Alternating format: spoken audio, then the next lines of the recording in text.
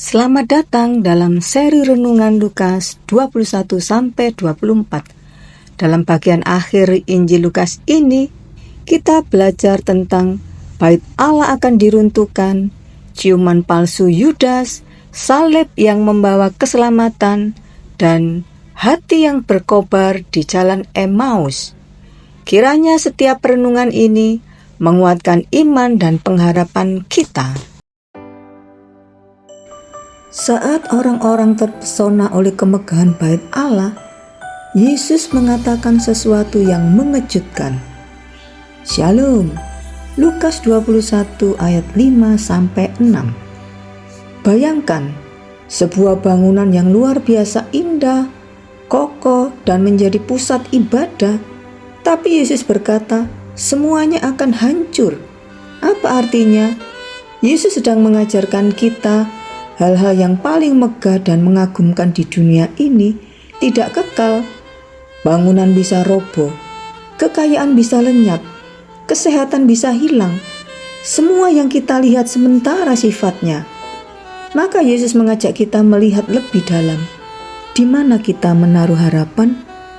Jika kita membangun hidup hanya di atas hal-hal duniawi, maka saat semuanya runtuh, kita pun ikut goyah.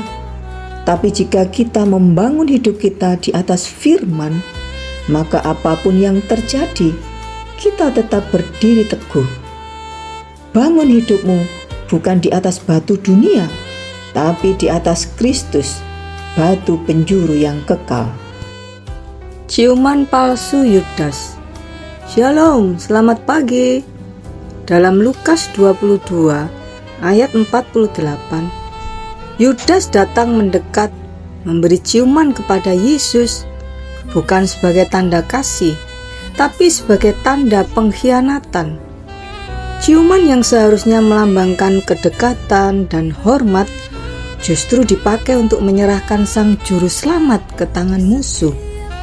Yesus tahu maksudnya, tapi ia tidak marah. Ia hanya bertanya, "Engkau menyerahkan anak manusia dengan ciuman?"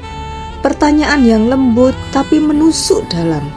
Sebuah teguran bagi hati yang pura-pura dekat tapi penuh kepalsuan. Hari ini kita pun perlu bertanya, apakah kita sedang memberi ciuman palsu kepada Tuhan? Ibadah yang sekedar rutinitas? Pelayanan tanpa kasih? Tindakan rohani yang hanya topeng?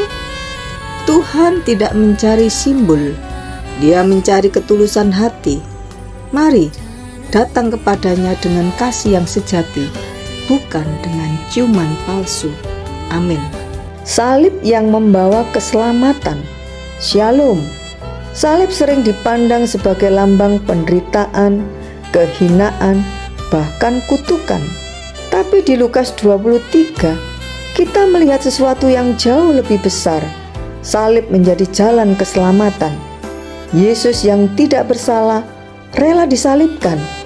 Ia tidak membela diri, tidak membalas hinaan, tapi dari atas kayu salib ia berkata, "Ya Bapa, ampunilah mereka." Di tengah penderitaannya, ia masih mengampuni. Ia masih menerima pertobatan, seperti penjahat yang berkata, "Yesus, ingatlah akan aku." Dan Yesus menjawab, "Hari ini juga engkau akan bersama aku di Firdaus." Salib itu bukan akhir, itu awal kehidupan baru. Karena melalui salib kita diselamatkan.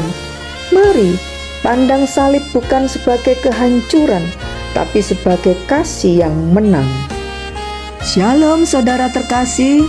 Dalam Lukas 24 ayat 13-35, dua murid sedang berjalan ke Emmaus. Hati mereka berat dan kecewa. Mereka berharap Yesus adalah Mesias yang akan membebaskan Israel. Tapi yang mereka lihat hanyalah salib dan kematian. Namun, dalam perjalanan itu Yesus datang dan menyertai mereka, walau mereka tidak mengenalnya. Ia mendengarkan mereka, lalu mulai menjelaskan kitab suci, dari Musa sampai para nabi. Saat mereka duduk makan, Yesus memecahkan roti dan seketika mata mereka terbuka. Yesus menghilang, tapi mereka berkata satu sama yang lain, "Bukankah hati kita berkobar-kobar ketika Ia berbicara dengan kita di jalan dan ketika Ia menerangkan kitab suci kepada kita?" Kadang kita tidak sadar bahwa Tuhan menyertai kita dalam perjalanan hidup. Tapi saat firman-Nya menjamah hati, kekecewaan berubah menjadi pengertian dan kebimbangan menjadi semangat baru. Biarlah hari ini hati kita pun kembali berkobar karena Yesus berjalan bersama kita. Terima kasih telah mengikuti seri renungan Lukas 21-24. Mari kita terus melangkah dengan iman, membawa salib dan menyongsong kemenangan bersama Kristus yang bangkit.